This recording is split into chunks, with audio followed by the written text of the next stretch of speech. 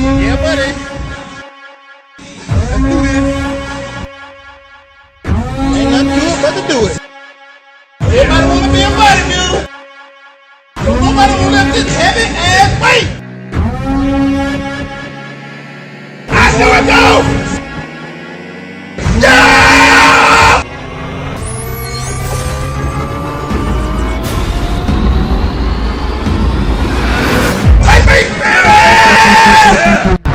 Welcome back to the channel guys. और इस video में हम लोग बात करेंगे कि आप अपनी स्ट्रेंथ को कैसे बढ़ा सकते हो।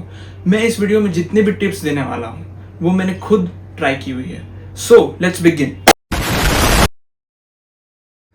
तो सबसे पहले हम लोग बात करेंगे स्ट्रेंथ ट्रेनिंग की। अब आप जो भी ट्रेनिंग स्प्लिट फॉलो कर रहे हो उसमें कंपाउंड लिफ्ट्स का होना बहुत ज़रूरी है।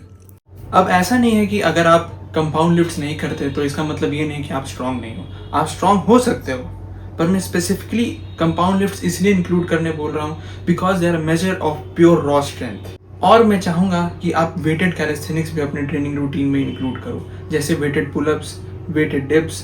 अगर इनमें आप हैवी वेट लगा पा रहे हो तो इसका मतलब है कि आपने एक measurable amount of strength gain किया है। अब ये सारी एक्सरसाइज करते वक्त ये ध्यान रखना है कि आप सबसे पहले टेक्निक को मास्टर कर लें। आपका फॉर्म या टेक्निक आपकी स्ट्रेंथ को डायरेक्टली इफेक्ट करेगा।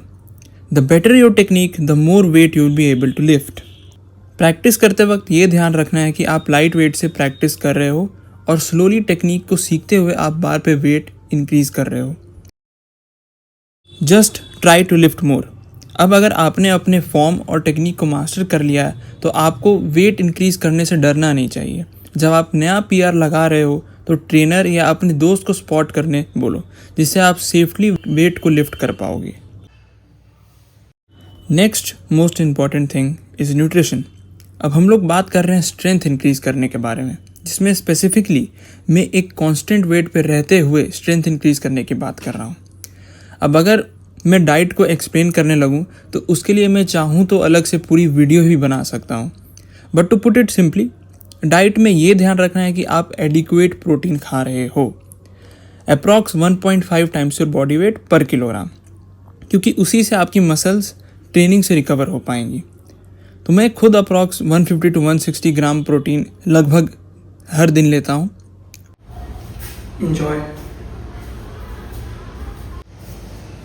तो जैसा कि मैंने कहा, आपकी स्ट्रेंथ बनाने के लिए आपकी डाइट भी उतनी इम्पॉर्टेंट होती है। तो आपकी हर मील में प्रोटीन होना चाहिए। जैसे कि ये मेरा सुबह का ओट्स है तो इसमें अप्रॉक्स 50 ग्राम्स प्रोटीन है। तो हर मील में आपके प्रोटीन एडिक्वेटली डिवाइडेड होना चाहिए। अब जो थर्ड चीज़ आपकी स्ट्रेंथ को बढ़ाने के लिए बहुत ज़रूरी है वो है रिकवरी। अब रिकवरी का क्या मतलब है? क्या बस आपको 8 घंटे ही सोना चाहिए या फिर सेम टाइम पे सुबह उठने और सेम टाइम पे सोने से ही काम चल जाएगा? अब मैं इस वीडियो में आपको ये तो नहीं बताऊंगा कि आपको सोना कैसे चाहिए। आप उसके लिए अलग वीडियोस भी देख सकते हैं। तो रिकवरी में आपको ये ध्यान रखना है कि आप जिस भी मसल ग्रुप को ट्रेन कर रहे हो उसे एटलीस्ट 3 डेज़ का रेस्ट देना है।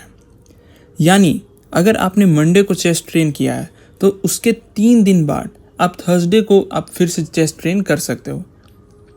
प्रॉपर रेस्ट और रिकवरी बस स्ट्रेंथ बढ़ाने के लिए ज़रूरी नहीं, बल्कि इससे आप इंजरी फ्री रहोगे और आप हैवी वेट भी लिफ्ट कर पाओगे। And that's it for this video. मैं होप करता हूँ कि ये वीडियो आपको हेल्पफुल लगी होगी और थैंक्स फॉर वॉचिंग। बाय।